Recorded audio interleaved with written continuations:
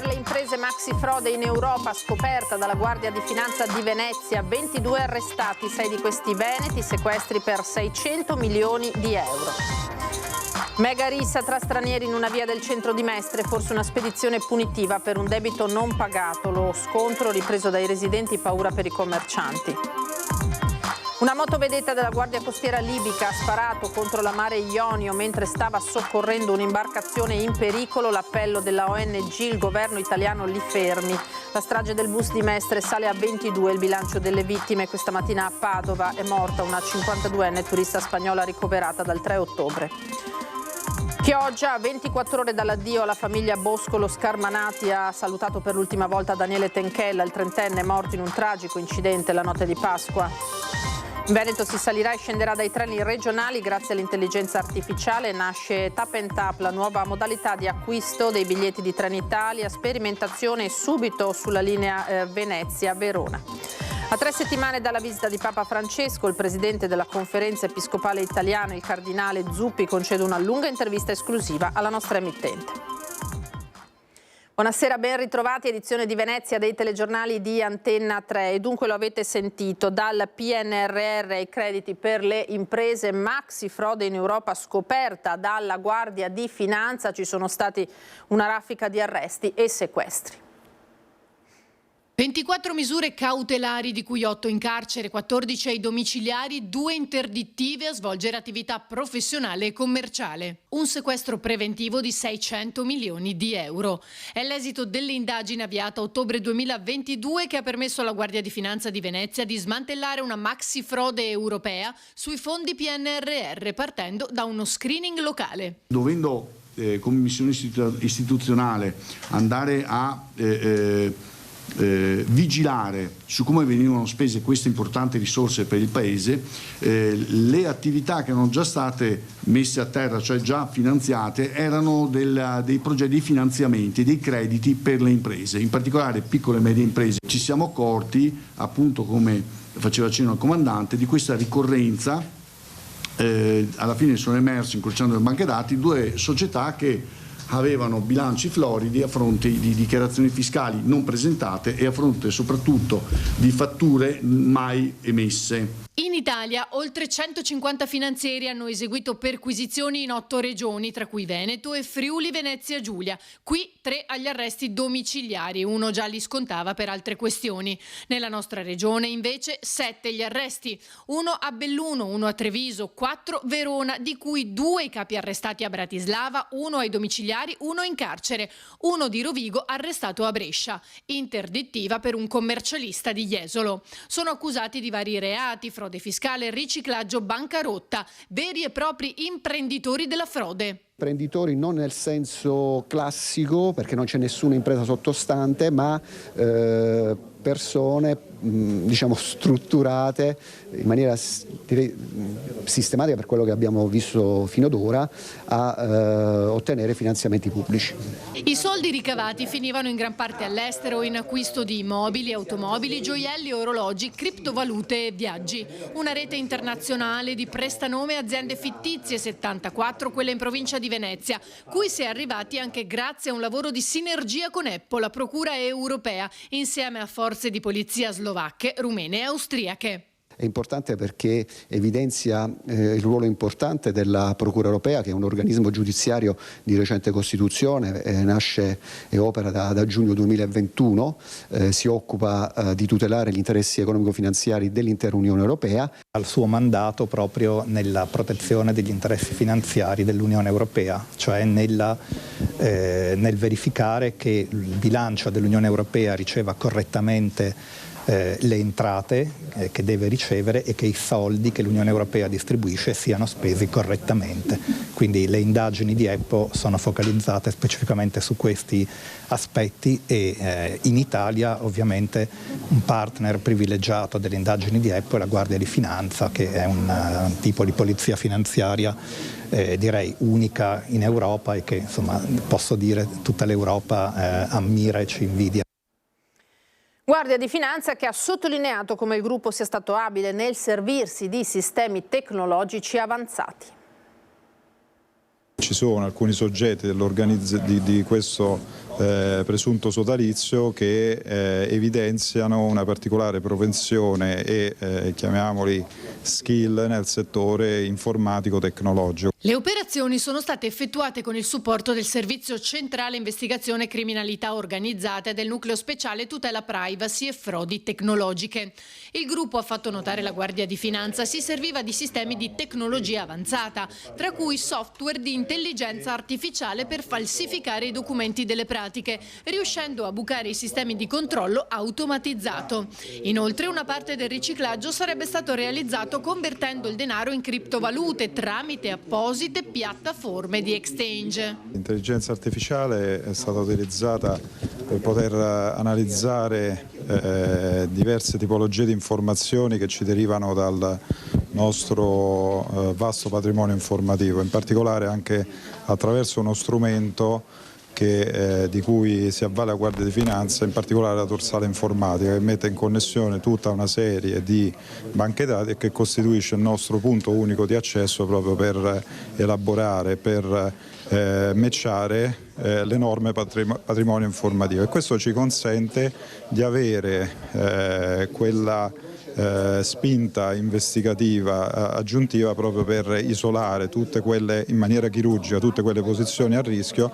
Tra il materiale sequestrato anche un computer quantistico. Non abbiamo precedenti e posso dire che questa tipologia di apparecchiature rappresenta sicuramente un'evoluzione nel settore tecnologico, ma che ovviamente viene normalmente abbinata a tecnologie estremamente avanzate come appunto sistemi di alta cifratura, come potrebbero essere ad esempio il mining di criptovalute, quindi la gestione di complessi algoritmi che si riversano nella blockchain, oppure proprio l'utilizzo in maniera agevole di sistemi di intelligenza artificiale proprio per essere poi ovviamente utilizzati in maniera malevole.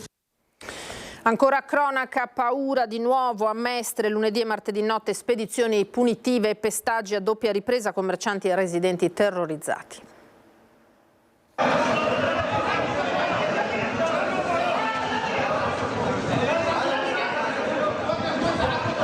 Notti di rissa lunedì e martedì tra via Poerio e piazzetta Zorzetto a Mestre.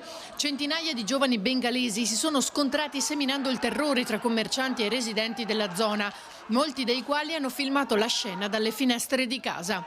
Il primo scontro si è verificato lunedì di Pasquetta in tarda serata. Decine di bengalesi sono arrivati in via Poerio, iniziando da una discussione per poi arrivare a urla e schiamazzi che si sono trasformati in calci e pugni.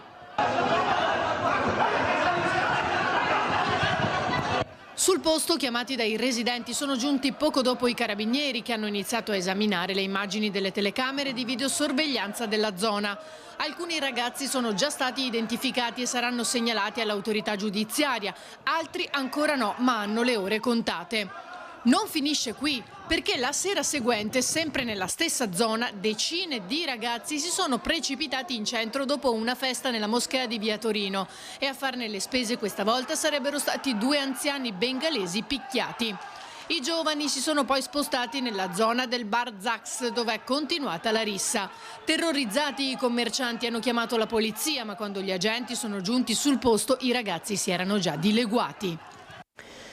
E intanto sabato scorso la polizia ha arrestato il 31enne romeno ritenuto responsabile dell'aggressione nel bar in Corso del Popolo. Era stato riconosciuto 2 giorni dopo il fatto grazie alle immagini di un filmato, ma non era stato possibile procedere ad un fermo di polizia giudiziaria perché sarebbe durato poco, non essendoci il pericolo di fuga. Così si è preferito tenerlo d'occhio fino a quando non si è conclusa la raccolta di tutti gli elementi utili a chiedere un'ordinanza di custodia cautelare in carcere. Parliamo della Mare Ionio, ora la nave della Onlus veneziana Mediterranea che è stata attaccata nel pomeriggio al largo delle coste libiche, col drammatico racconto del trevigiano Danny Castiglione, che lancia un appello urgente al governo. La motovedetta della cosiddetta Guardia Costiera libica, un miliziano, ci ha prima sparato in aria, poi sparato addosso. I proiettili sono caduti a 20 centimetri dal nostro gommone e abbiamo salvato 58 persone, non abbiamo idea se ci sono dispersi, è stato un caos, non abbiamo ancora finito di visitare le persone, tantissime persone in ipotermia, gente che ha bevuto acqua, quindi non sappiamo se è morto qualcuno o se c'è qualche disperso. È il moglianese Danny Castiglione a raccontare il pomeriggio di tensione vissuto al largo della costa libica, dove l'equipaggio della ONG Mediterranea Saving Humans del veneziano Beppe Caccia è stato attaccato da una motovedetta della sedicente Guardia Costiera libica. Spari in acqua in aria dunque che avrebbero creato il panico, provocando la caduta in mare di alcune persone, e questo mentre i gommoni della ONG stavano soccorrendo dei migranti stipati in un barchino. L'imbarcazione di caccia battente bandiera italiana era salpata mercoledì sera dal porto di Siracusa, dirigendosi verso il Mediterraneo centrale per la sua 16ª missione di monitoraggio e soccorso in mare. Castiglione, le chiedo soltanto qual è il vostro appello al governo italiano? Il nostro appello al governo italiano è di fermare questi diabolici aguzzini. Questa non è una guardia costiera ufficiale, non ho mai visto assolutamente guardie costiere che frustano le persone e le buttano in acqua senza salvagenti. Non è possibile che il nostro governo, complice ovviamente l'Unione Europea, continui a finanziare questi miliziani che torturano e basta le persone e le ammazzano. Torniamo adesso sulla strage del bus di Mestre, perché il bilancio delle vittime è salito a 22. Stamattina a Padova è morta la turista spagnola di 52 anni ricoverata da ottobre. Una signora che ha lottato questi 6 mesi, ha lottato veramente nel centro grandi ustionati di Padova, seguita amorevolmente da suo marito, ma purtroppo non ce l'ha fatta. E quindi le mie condoglianze vanno al marito e ai suoi familiari, e il pensiero va a tutte le altre 21 vittime che sono morte in quella tragedia. Se n'è andata dopo quasi 6 mesi di sofferenze Rosalía Rodríguez Méndez, ufficialmente la 22ª vittima della strage del bus di Mestre. È stato lo stesso presidente del Veneto Luca Zaia a darne comunicazione nella tarda mattinata, tratteggiandone anche un ricordo. Poetessa, perché scriveva poesie, si occupava della cultura delle Asturie. Rosalía, 52 anni, era tra i 15 passeggeri rimasti gravemente feriti dopo il volo fatale dal cavalcavia della Vempa quella tragica sera del 3 ottobre. Alla guida del pullman il 40enne trevigiano Alberto Rizzotto. Con la 52enne c'era anche il fratello, che ha avuto però una sorte diversa e dimesso già a fine ottobre. Di quei feriti, dopo 6 mesi, resta ancora ricoverata una bambina di 4 anni, il cui decorso nel reparto di chirurgia plastica risulta regolare. Si è fatto di tutto, abbiamo ancora una bimba, Anastasia, ricoverata da allora, una bimba che insomma l'incidente e soprattutto le ustioni hanno lasciato grandi segni nel 70% del suo corpo, e lì si sta lavorando, però insomma lì siamo molto più fiduciosi. E per Chioggia invece è stata un'altra giornata di dolore. A 24 ore dall'addio alla famiglia morta nel rogo della propria abitazione c'è stato l'ultimo saluto a Daniele Tenchella, morto a sua volta la notte di Pasqua in un incidente stradale.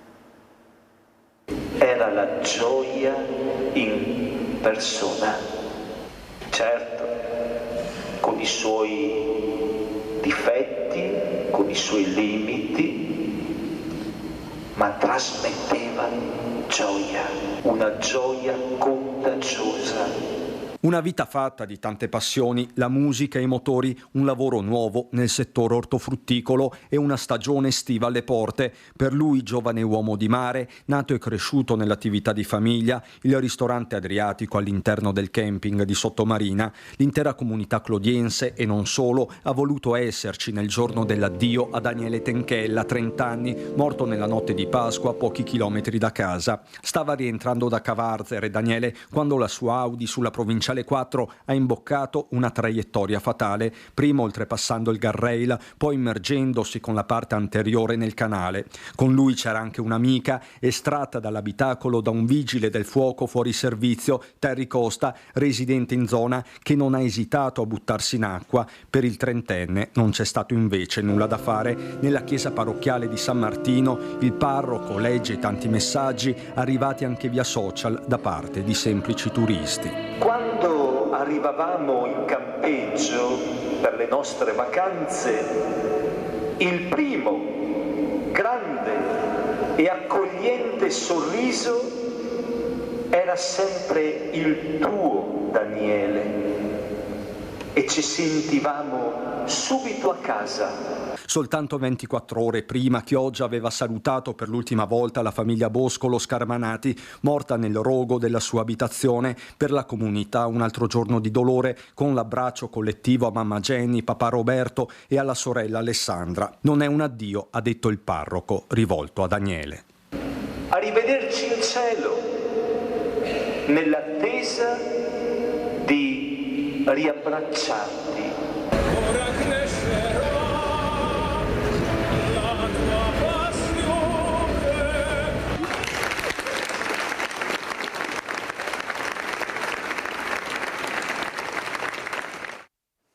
Queste le immagini e le voci raccolte dal nostro Nicola Marcato. Andiamo a un altro fatto di cronaca, la paura vissuta da una coppia di anziani di Mestre, messi in salvo ieri sera dai vigili del fuoco dopo che l'incendio di una legnaia si era propagato alla loro abitazione nella frazione della Gazzera. I pompieri arrivati con 2 autopompe, 2 autobotti, l'autoscala, il carro aria e 16 operatori hanno iniziato le operazioni di spegnimento. Le squadre sono riuscite a contenere le fiamme che appunto hanno raggiunto il tetto in legno della casa. Cause al vaglio dei tecnici dei vigili del fuoco, completo spegnimento e bonifica alle 3:30 del mattino. Adesso noi ci fermiamo per qualche istante di pubblicità, tra pochissimo.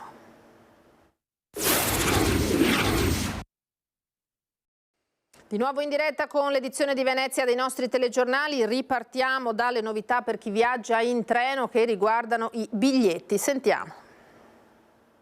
Parte dal Veneto in via sperimentale lungo la tratta Venezia-Verona Tap and Tap, la nuova modalità di acquisto dei biglietti regionali di Trenitalia. Devo dire che con Trenitalia negli anni si è creato un rapporto, una collaborazione, una sinergia davvero straordinaria. Il fatto che in questo Tap and Tap e in questa sperimentazione sia per l'ennesima volta stato scelto il Veneto ci onora. Diciamo che il lavoro da fare è ancora tanto, perché sicuramente ci sono delle linee che hanno bisogno di rafforzamento sia dal punto di vista infrastrutturale che dal punto di vista di servizio, però negli anni la situazione è migliorata e da Roma ci riconoscono che tra tutte le regioni il sistema di trasporto pubblico locale più efficiente ed efficace è quello che funziona meglio, è quello del Veneto. Un sistema intuitivo. Per comprare il titolo di viaggio infatti basterà accostare la carta di pagamento contactless a una validatrice della stazione di partenza e all'arrivo ripetere la procedura. Nel caso di verifiche da parte del controllore a bordo treno, il passeggero dovrà semplicemente comunicare le ultime 4 cifre della carta per consentire di associare la presenza alla transazione attivata. Si potrà anche utilizzare il servizio tramite un dispositivo digitale, uno smartphone o lo smartwatch, e registrandosi nel sito di Trenitalia si potranno anche controllare le proprie transazioni. Cambiamo tema. A circa 3 settimane dalla visita in città di Papa Francesco, il presidente della CEI, cardinale Zuppi, ha concesso una lunga intervista in esclusiva alle nostre reti. Lo ha incontrato Lorenzo Maier. A poco più di 3 settimane dall'arrivo in laguna di Papa Francesco a Venezia domenica 28 aprile, sono tanti i temi che il cardinale Matteo Maria Zuppi, presidente della Conferenza Episcopale Italiana e arcivescovo di Bologna, affronta in una nostra lunga intervista esclusiva. Come sta il Papa, visto che è parso un po' affaticato anche alle celebrazioni del Papa? C'è una cosa che non nasconde la sua condizione, molto diretto, quando sta male lo dice, comunica, deve andare a fare un'analisi all'isola Tiberina, lo dice a tutti. Quindi credo che le notizie assolutamente corrispondono alla realtà. Parlando di Venezia non poteva mancare un ricordo di Marco Cè. Una grande memoria, pochissimi anni, perché credo sia stata a Bologna soltanto 6 anni, ma intensissimi, e ha lasciato un'impronta soprattutto di una chiesa ministeriale. Ci sono poi grandi temi internazionali, la guerra. La preoccupazione del Papa era fare tutto quello che può servire per la pace. E oggi le autorità ucraine hanno detto oggi quando sono stato in questi mesi, che quello che poteva favorire più di tutti era l'aspetto umanitario. E quindi in particolare il ricongiungimento dei minori che sono nella Russia e che hanno genitori o parenti ucraini. E poi certamente quello di spingere il più possibile perché si trovi una composizione che garantisca i diritti, che garantisca una pace giusta. E ora la prima uscita pubblica di Pietrangelo Buttafuoco dopo la sua nomina a presidente della Biennale di Venezia.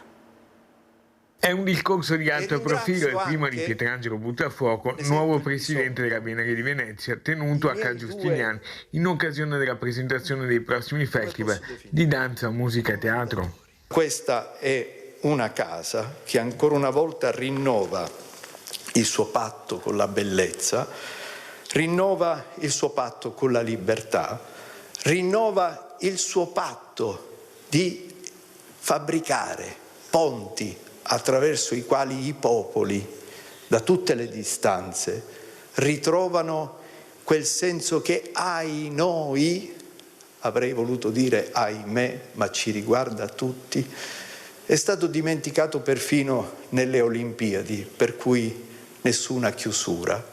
Dal 16 aprile la prima grande prova con la vernice della Biennale d'Arte che poi verrà inaugurata al pubblico, sabato 20 aprile. La macchina perfetta è stata definita così della Biennale, tutti quanti che con le loro professionalità, ma soprattutto con quella capacità così poco italiana di amare il proprio lavoro, hanno saputo offrire al mondo questo gioiello. La responsabilità a cui siamo chiamati, quella di costruire il passato per il futuro, rinnovare il ringraziamento, ma l'allegria, la gioia, la complicità, ebbene sì, la complicità, con Roberto Cicutto, il mio predecessore, con il quale vorrei dire abbiamo lavorato insieme, ma mi piace dire con il quale lavoriamo insieme. Era l'ultimo servizio, grazie per essere stati con noi. Adesso le previsioni del tempo, arrivederci.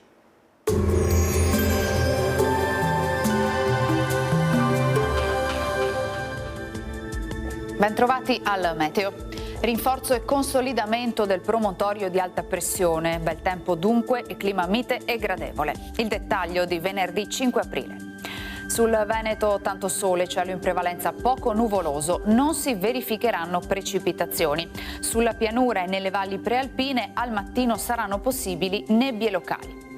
Temperature in aumento, minime tra 7 e 11 gradi, massime comprese tra 16 e 21 gradi all'incirca. Ci spostiamo ora sul Friuli Venezia Giulia. Anche qui sarà soleggiato, cielo da poco nuvoloso a variabile. Sarà possibile però una maggiore nuvolosità sull'alta pianura e sulla fascia prealpina.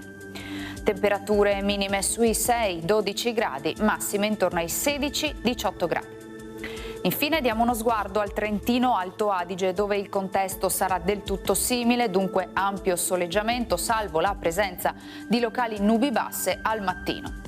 Temperature minime sui 7 gradi, massime intorno ai 21-22 all'incirca. Dal meteo è tutto, vi auguro un buon proseguimento in nostra compagnia.